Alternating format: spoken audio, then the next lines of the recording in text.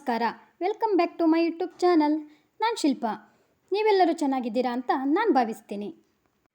ತುಂಬ ಮಳೆ ಬರ್ತಾ ಇರೋದ್ರಿಂದ ಅಲ್ಪ ಸ್ವಲ್ಪ ಹೂ ಬಿಡ್ತಾ ಇದೆ. ಹೂಗಳೆಲ್ಲ ಕೊಳತೆ ಹೋಗ್ತಾ ಇರೋದೇ ಹೆಚ್ಚಾಗಿದೆ. ಇದು ಕಾಣಿಸ್ತಾ ಇದೆಯಲ್ಲ, ಇದನ್ನು ತಗ್ಗಿ ಹೂವು ಅಂತ ಹೇಳ್ತಾರೆ. ಇದೇ ಹೆಚ್ಚಾಗಿ ಬಿಡ್ತಾ ಇದೆ. ನಿಮಗೆಲ್ಲರಿಗೂ ನಮ್ಮ ಸಂಪ್ರದಾಯದಲ್ಲಿ ಆಚರಿಸುವ ಶ್ರಾವಣ ಮಾಸದ ಸಿಂಹ ಸಂಕ್ರಮಣ ದಿನ ಹೊಸ್ತಿಲು ಪೂಜೆ ಅಥವಾ ವಾಸ್ತು ಪೂಜೆಯನ್ನು ಮಾಡ್ತಾ ಇರೋದನ್ನು ನಾನು ನಿಮಗೆ ತಿಳಿಸ್ಕೊಡ್ತಾ ಇದ್ದೀನಿ. ಸಾಗರ ಕಡೆಯಲ್ಲಿ ಈ ಆಚರಣೆ ಅಂದರೆ ವಾಸ್ತು ಪೂಜೆ ಎಲ್ಲ ಇದೆ. ಎಲ್ಲ ಕಡೆಯೂ ಈ ಆಚರಣೆ ಇಲ್ಲ. ನಾನು ಮದುವೆ ಆದಾಗಿಂದ ಅತ್ತೆ ಹೇಗೆ ಹೇಳಿದರೋ ಹಾಗೆ ಅದನ್ನು ಪಾಲಿಸ್ಕೊಂಡು ಬಂದಿದ್ದೀನಿ. ವಾಸ್ತು ಬಾಗಿಲು ಸಾರಿಸಿ ರಂಗೋಲಿ ಹಾಕಿ ಪೂಜೆಗೆ ಏನೇನು ಬೇಕೋ ಅದೆಲ್ಲ ರೆಡಿ ಮಾಡಿ ಇಟ್ಕೊಂಡಿದ್ದೀನಿ.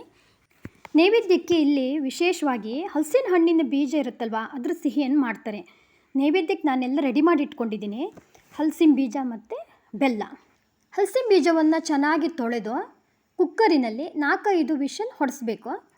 ಅದೀಗ ಬೆಂದಿದೆ, ಚೆನ್ನಾಗಿ ಬೆಂದಿದೆ. ಅದರ ರಸನೆಲ್ಲ ಬಸ್ದಿಟ್ಕೊಂಡು ಸ್ಮ್ಯಾಶ್ ಮಾಡ್ಕೊತಾ ಇದ್ದೀನಿ. ಸ್ಮ್ಯಾಶ್ ಮಾಡಿಕೊಂಡು ಅದಕ್ಕೆ ಸ್ವಲ್ಪ ನೀರು ಬೆಲ್ಲ ಹಾಕಿ ಕುದಿಸೋದು. ನಾನಿಲ್ಲಿ ಏಲಕ್ಕಿ ಪುಡಿನೂ ಸೇರಿಸ್ಕೊಂಡಿದ್ದೀನಿ. ಏಕೆಂದರೆ ಅಸಿಡಿಟಿ ಅಂಶ ಇದ್ರೂ ಸ್ವಲ್ಪ ಹೆಚ್ಚಾಗೇ ಇರುತ್ತೆ. ಅದಕ್ಕೆ ಏಲಕ್ಕಿ ಪುಡಿ ಸ್ವಲ್ಪ ಹಾಕ್ಕೊಂಡಿದ್ದೀನಿ. ಇವಾಗ ನೀರಿದು ಕುದೀತಾ ಇದೆ. ನಾವು ಆವಾಗಲೇ ಮಿಶ್ರಣವನ್ನು ರೆಡಿ ಮಾಡಿ ಇಟ್ಕೊಂಡಿದ್ವಿ ಅಲ್ವಾ, ಅದನ್ನು ಅದ್ರ ಜೊತೆಗೆ ಸೇರಿಸಿ 5 ನಿಮಿಷ ಸಣ್ಣ ಉರಿಲಿಟ್ಟು ಬೇಯಿಸಿದರೆ ಅದು ರೆಡಿಯಾಗುತ್ತೆ.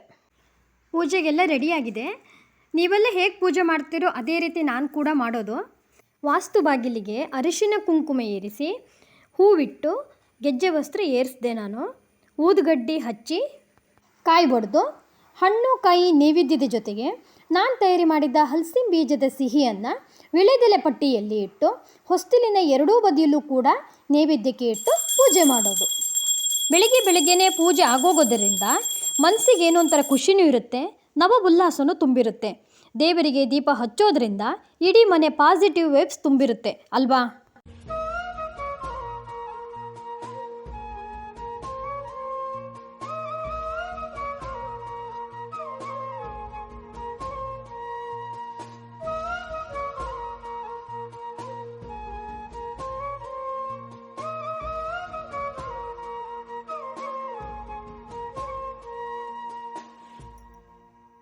ನಿಮಗೆಲ್ಲರಿಗೂ ಈ ವಿಡಿಯೋ ಇಷ್ಟ ಆಗಿದೆ ಅಂತ ನಾನು ಭಾವಿಸ್ತೀನಿ. ನೀವು ನನ್ನ ಚಾನಲನ್ನು ನೋಡ್ತಾ ಇರೋದಾದರೆ ಒಂದು ಲೈಕ್ ಮಾಡಿ, ಶೇರ್ ಮಾಡಿ, ಸಬ್ಸ್ಕ್ರೈಬ್ ಮಾಡಿ. Thank you.